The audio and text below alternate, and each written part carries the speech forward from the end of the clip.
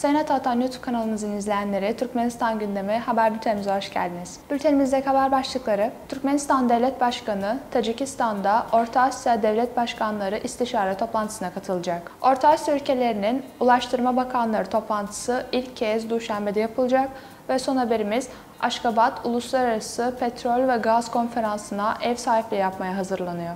İlk haberimiz Türkmenistan Devlet Başkanı Tacikistan'da Orta Asya Devlet Başkanları İstişare toplantısına katılacak. Türkmenistan Devlet Başkanı Serdar Berdimuhamedov 14-15 Eylül 2023 tarihlerinde yapılması planlanan Orta Asya Devlet Başkanları İstişare Toplantısı ve Aralık Kurtarma Fonu kurucularının Devlet Başkanları toplantısına katılmak üzere Tacikistan'ın Duşanbe şehrinde çalışma ziyaretinde bulunacak. Ziyaret hazırlıkları hakkında Türkmenistan Başbakan Yardımcısı ve Dışişleri Bakanı Reşit Meredov tarafından düzenlenen hükümet toplantısında bilgi verildi.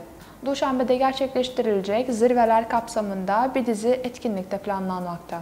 Raporu dinleyen Devlet Başkanı Serdar Berdimuhamedov, Türkmenistan'ın dış politikasının en önemli alanlarından birinin bölgedeki komşu ülkelerle dostane ilişkilerin geliştirilmesi olduğunu vurguladı. Devlet Başkanı, Türkmenistan'ın Orta Asya devletleriyle hem ikili hem de çok taraflı formatlarda aktif olarak işbirliği yaptığını ve tüm yelpazede geleneksel işbirliğini daha da genişletmek için özel öneriler sunduğunu söyledi. Sıradaki haberimiz, Orta Asya ülkelerinin Ulaştırma Bakanları toplantısı ilk kez Duşanbe'de yapılacak. Orta Asya Devlet Başkanları 5.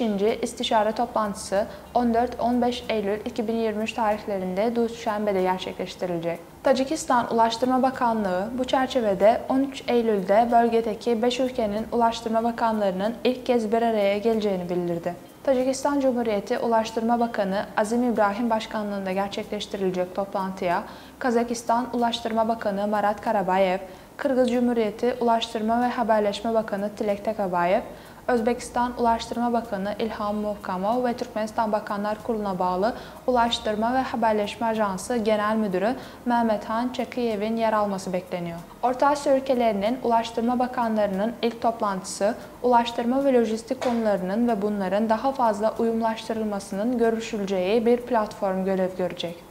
Orta Asya devletlerinin Ulaştırma Bakanlarının ilk toplantısında devlet başkanları 5.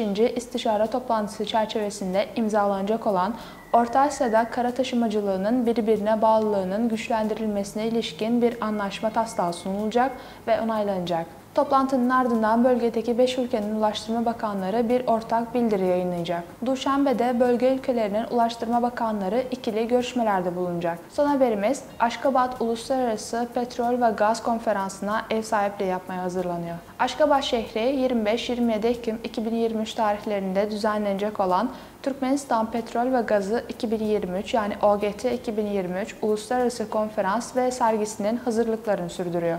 SPE yani Petrol Mühendisleri Derneği Başkanı Mathat Kemal, Rusya'daki Baker Hughes ve BDT Başkanı Yelena Akoltseva, GHG Başkanı St. Stephen German ve Dragon Oil Direktörü dahil olmak üzere büyük enerji şirketlerini ve kuruluşlarını temsil eden temsilciler de konferansta konuşma yapacak. Ayrıca OPEC yani Petrol İhraç Eden Ülkeler Örgütü, Petrol Araştırma Dairesi Başkanı Behruz Beykalzade ve Birleşmiş Milletler Sürdürülebilir Enerji Dairesi Direktörü Dario Ligeti de konferansın genel kurul oturumuna katılacağını doğruladı. Konferansta dev kalkınış sahasının geliştirilmesinin ileri aşamalarını, tabii gaz boru hattının inşasını, olgun sahalarda petrol ve gaz üretiminin optimizasyonunu, açık deniz sahalarının geliştirilmesini içeren Türkmenistan'ın petrol-gaz sektöründeki yeni yatırım projeleri sunulacak. Ayrıca konferans çerçevesinde 60'tan fazla petrol, gaz ve hizmet şirketinin katılımını onayladığı uluslararası bir sergi düzenlenecek. Bunlar arasında Dragon Oil, CNPC, Petronas, PEL, Honha, Rosengroup, Simutao, Yukneftgaz, Eni Rönesans, Schlumberger, Transneft, Interpipe, Kamaz ve diğerleri de bulunmakta. Sayın Atatan YouTube kanalımızın izleyenleri, Türkmenistan ile ilgili Türkçe haberlerimizi ataatanturkmenistan.com haber sitemizden takip edebilirsiniz.